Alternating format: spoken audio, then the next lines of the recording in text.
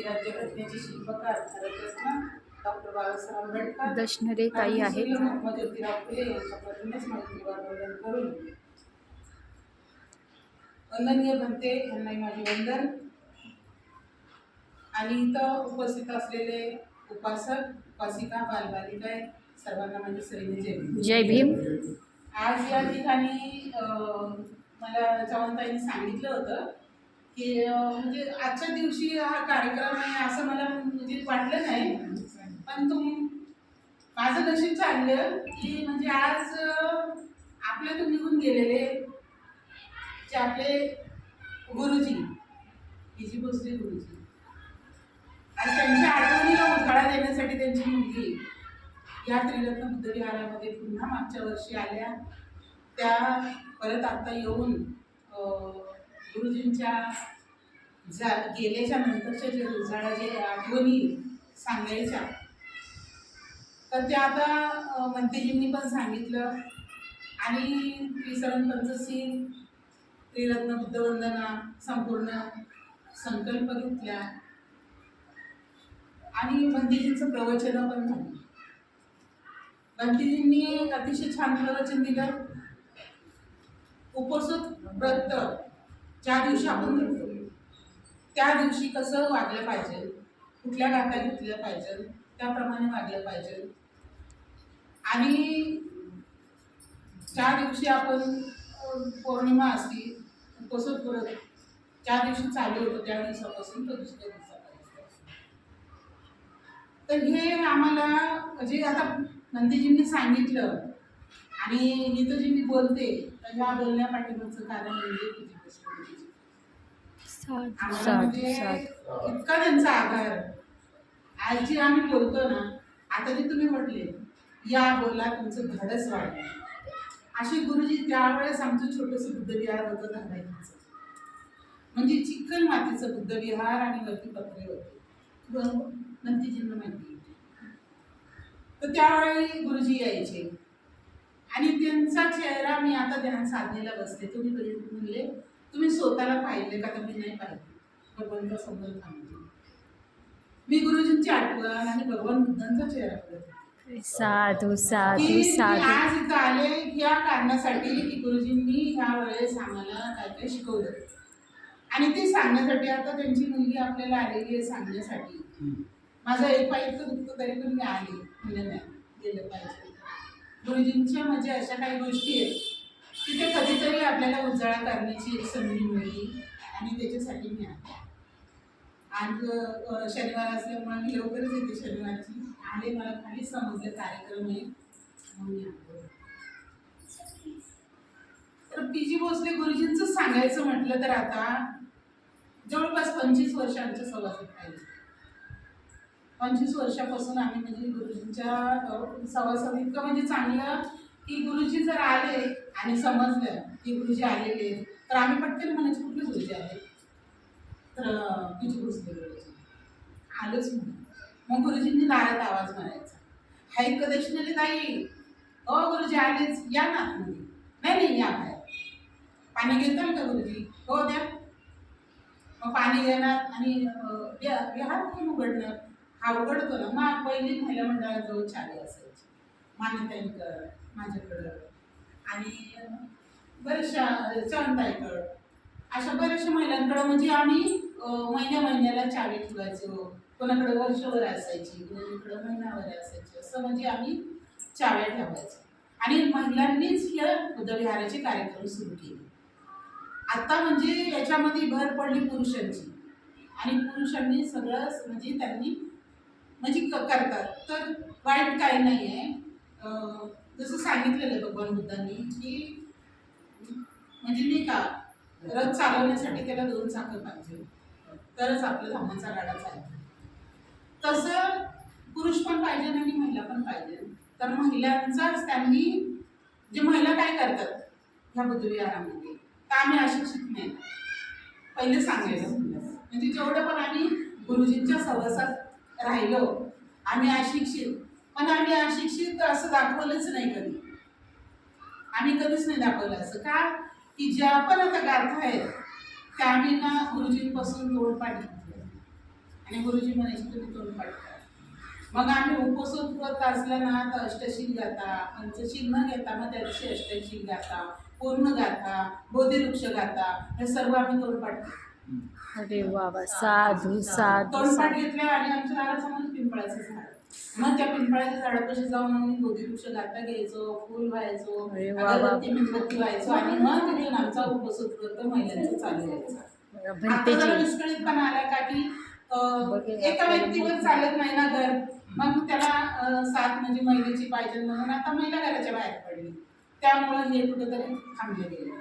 आणि तसं जे ते आपल्या आपल्या घरात करतच आहे. पण आम्ही पहिले ज्या घरात असायचो भगिनी सगळ्या आमच्या उपासिका, तर त्या मग अशा व्हाईट कलरचे कपडे घालून म्हणजे त्या दिवशी पूर्ण, आणि मग सगळ्यांच्या घरी स्वयंपाक करून उपवास सोडायला आम्ही इथं विहारात यायचो. इथं विहारात यायचो, मग मी साडी कुठून आणायचो, मग एकामेकीचा घास एकामेकीला असं दान व्हायचं. किती त्या छान, दिवशी किती छान.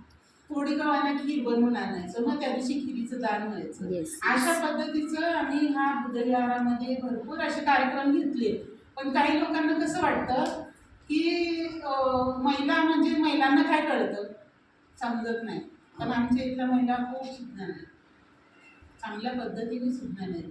पण आता कसं आहे, कामाचा व्याप असल्यामुळे आता हे जर कार्यक्रम तुम्ही 7च्या नंतर घेतला असताना भरपूर महिला आल्या असतात आणि तुम्हाला म्हणजे छानपैकी म्हणजे असं तुम्हाला असं वाटलं असतं की खरंच आता सगळे कामाला गेलेले आहेत, ठीक आहे. त्यामुळे म्हणजे महिला कमी आल्या.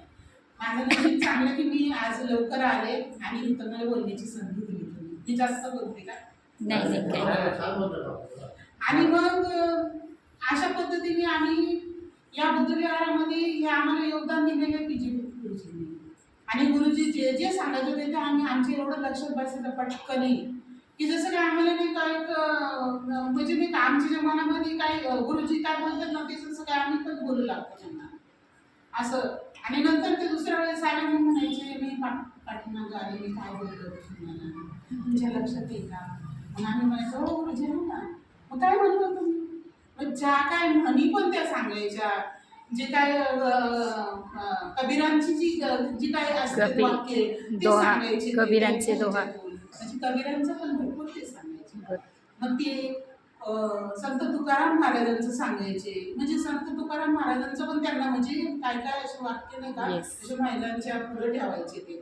तर ते आम्हाला म्हणजे आवडायचं त्यांचं प्रवचन म्हणलं ना की एकदम आम्हाला असं वाटायचं की किती पण वेळ तास जरी झाला तरी पण आम्ही उठत नव्हतो. तुम्ही थकल्या का तुम्ही असं म्हणजे असं काय वाटतं का? आम्ही म्हणायचं नाही गुरुजी कोण म्हणतं, नाही मी नाही बोलतो का कसे अहो आम्ही म्हणायचं 45 मिनिटं असतात गुरुजी आपले, बोला तुम्ही काय नाही बोलत. मग ते झाल्याच्या नंतर मग गीतं, मग आम्हाला म्हणायची गीतं म्हणा, छान गीतं असतात तुमचं.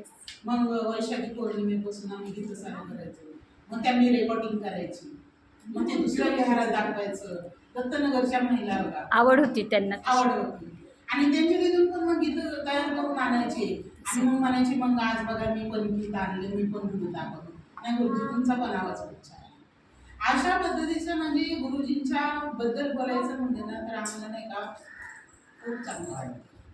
परंतु ते ना गेले ना इतकं वाईट वाटलं ना की ते अचानक असं धक्का बसला, म्हणजे असं वाटलं नाही की गुरुजी गेले. म्हणजे मला तर त्यावेळेस कसं असं मोबाईलचं जास्त हे नव्हतं, ते गेले तर नव्हते म्हणजे आमच्या घरात तर असं अँड्रॉइड मोबाईल नव्हता, छोटे छोटे मोबाईल होते. बरोबर आहे. आता काय 50-50, 55-55 हजाराचे मोबाईल सगळ्यांच्या हातात, तेव्हा खूप नव्हतं. त्यामुळं आम्हाला ना दुसऱ्या दिवशी समजलं, दुसऱ्यांनी सांगितलं की ह्यांना पण तुम्ही ओळखता ना. तर मी म्हटलं हो, म्हटलं हे तर गुरुजी आहेत. म्हणजे गेले, म्हटलं काय बोलता. मग त्यांनी पूर्ण दाखवलं. इतकं वाईट वाटलं की अक्षरशः असं वाटलं की नाही का काहीतरी आपल्या कुटुंबातलं एक व्यक्ती गेलं का काय. अशा पद्धतीचं गुरुजींचं जाणं आम्हाला इतकं हे झालं.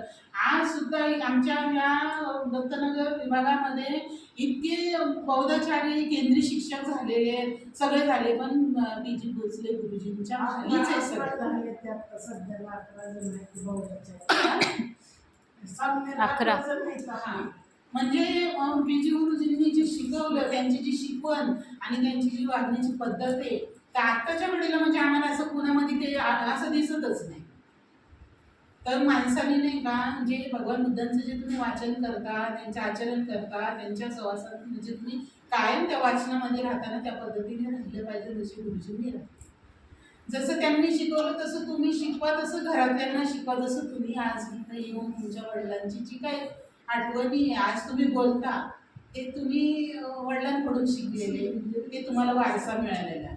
तर असं वाटतं नाही का प्रत्येकाच्या घरामध्ये जे बौद्धाचार्य झालेले त्यांच्या घरातल्या मुलांनी पण असा वारसा घ्यावा. आज आम्ही बघतो बौद्धाचार्य जर इथं आले तर त्यांची मुलं बाहेर कुठेतरी असतात, त्यांच्या मुली शिकलेले जरी असले तरी काय झालं त्यांना बोलावं लागतं, अगं 4 महिन्याचा ग्रंथ चालू आहे, वाचायला कुणी नाहीये, जरा येशील का? नाही हो काकू, माझा अभ्यास भरपूर आहे. कारण सांगतात.